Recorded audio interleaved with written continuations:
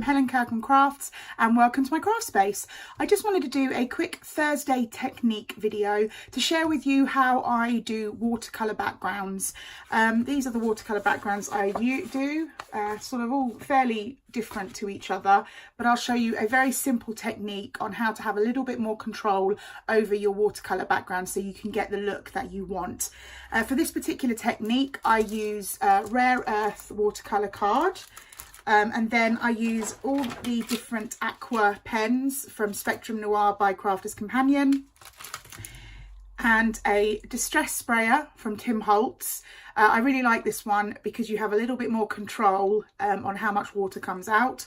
And then finally, just a regular clear plastic bag, similar to the sort of thing you would get clothes sent to you in, or any magazines that you get when you get a free gift. You usually get a bag similar to this.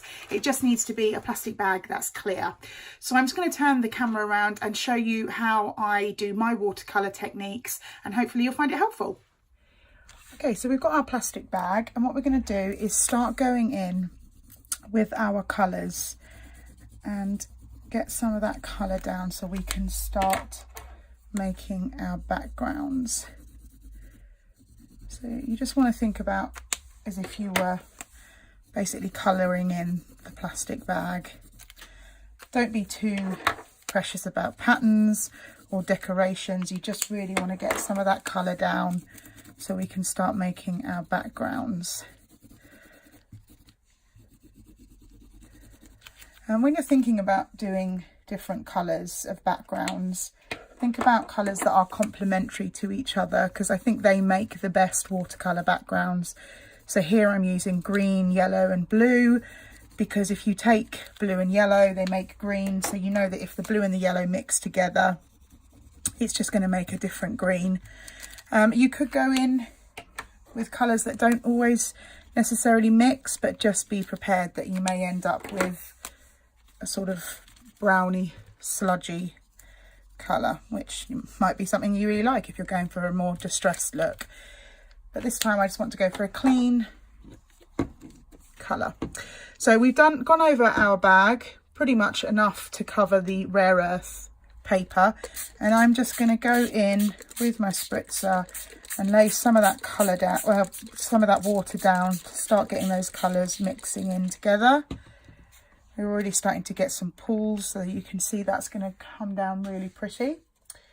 And then we take our card, lay that down, and what you're going to do is you're going to stick your hand inside the bag and lay that colour down on top. Now, this is partly the reason that I like doing it this way is A, it's not quite as messy on my hands as it could be, but also I'm able to see where maybe the paper's not being completely covered by the colour, and I can get in there and move some of that colour around. Whereas if you had put the colour down on, say, a glass mat and then just put the paper on top, you wouldn't necessarily know what you were going to get at the end, because you would sort of be pulling it off and seeing what had happened, which, you know, sometimes is great. But if you're knowing what you want your watercolour to look like, this I find is the easiest way. Then pull that away, and you'll see that we've got a little bit of sort of water pool here, and that's fine. You can just go in either with a heat gun or just take away that colour, let that dry. I've got obviously watercolour all here on my desk, but it's all water based, so that'll clean off fine, and this will look really interesting once it's dried. You could go in maybe with some other colours once it's dried, maybe do some other kind of things, go back in with your water, spritz it a bit. There's lots of options, but this is just an easy way of doing a watercolour background and knowing really exactly what you're going to get at the end, because you've seen where you need it to be, because you can see through the bag.